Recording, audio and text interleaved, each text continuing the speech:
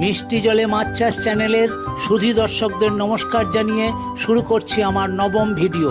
মাছের বাচ্চা বলতে লার্ভা বোঝাতে চাইছি। বিভিন্ন মাছের লার্ভা অবস্থায় বাঁচানো একটা বড় সমস্যা, যেমন পাবদা, শিঙি, মাগুর, কই, বিশেষত অনেক রঙিন মাছ বা অ্যাকোয়ারিয়াম মাছ।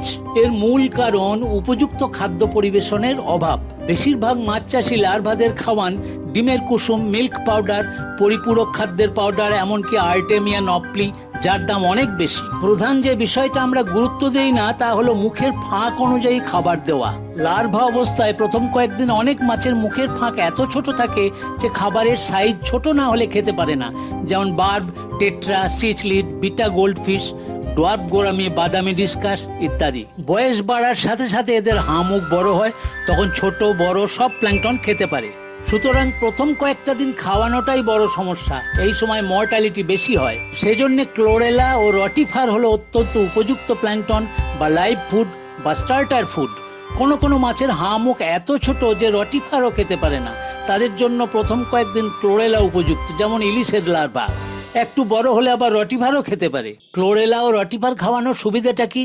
সাইজে ছোট হয় বলে মাছ সহজেই খেতে পারে, খাদ্যগুণে পরিপূর্ণ, বংশবৃদ্ধি দ্রুত হয় ও অনেক সংখ্যাতে পাওয়া যায়। রটিফার আস্তে আস্তে চলাফেরা করে বলে মাছ সহজেই এদের ধরতে পারে। এবার দেখুন ক্লোরেলা ও রটিফারের পুষ্টিগুণ কি।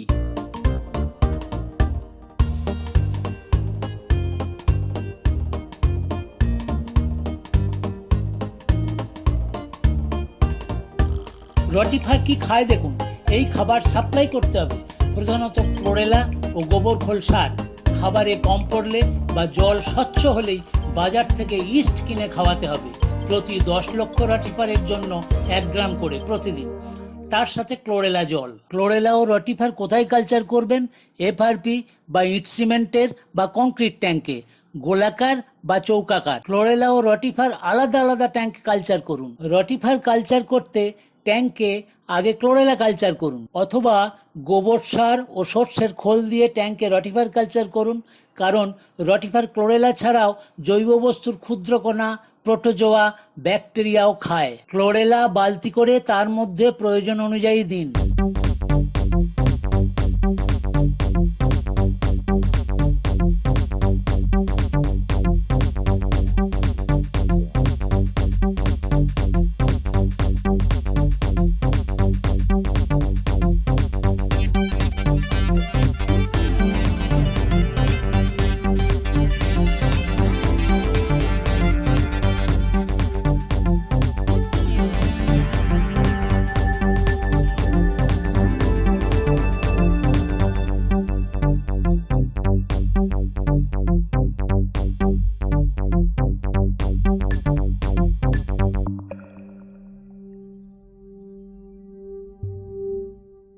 প্রথমে আসি ক্লোরেলা কিভাবে কালচার করবেন। ট্যাঙ্ক ব্লিচিং পাউডার দিয়ে এবং আন্ডারগ্রাউন্ড জল দিয়ে পরিষ্কার করুন। রোদে 3-4 ঘন্টা ফেলে রেখে একই জল ভর্তি করুন। তারপর দিন প্রতি 100 লিটার জলে অ্যামোনিয়াম সালফেট 10 গ্রাম, ইউরিয়া ও সিঙ্গেল সুপার ফসফেট 1 গ্রাম করে ভালো করে গুলে ট্যাঙ্কের জলে মিশিয়ে দিন।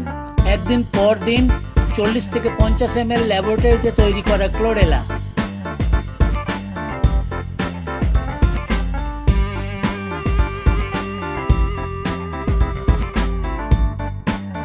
অ্যারেটার চালিয়ে দিন। 4-5 দিন পর দেখবেন ক্লোরেলা প্রচুর তৈরি হয়েছে ও জলের রং গাঢ় সবুজ হয়েছে।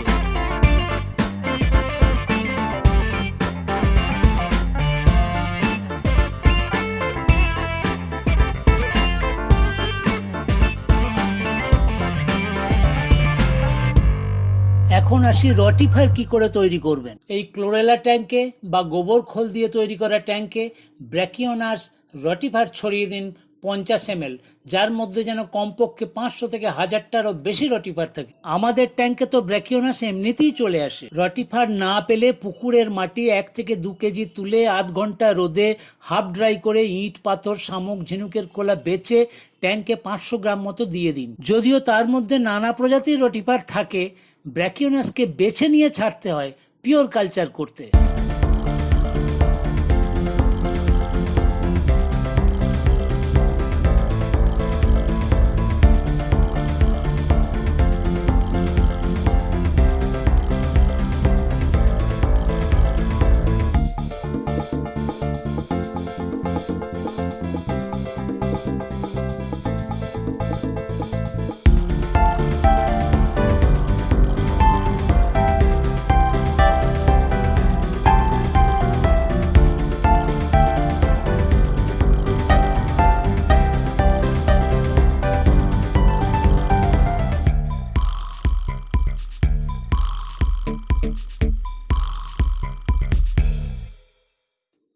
এইবার আসি রটিফার কালচারে স্পেশাল গুগলি টিপস।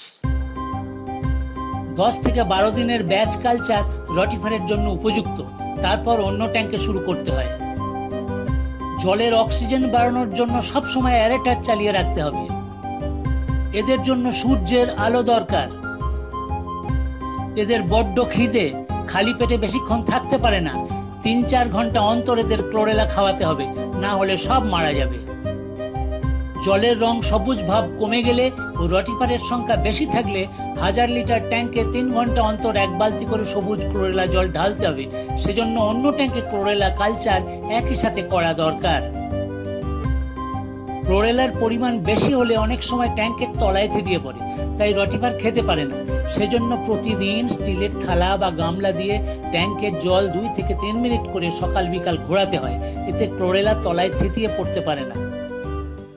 বেশি থিতিয়ে পড়লে সাইফন করে সবুজ থকথকে ক্লোরেলা বের করে দিতে হয়, না হলে জলে অ্যামোনিয়া বেড়ে যায়, যা রটিফারের পক্ষে মারাত্মক।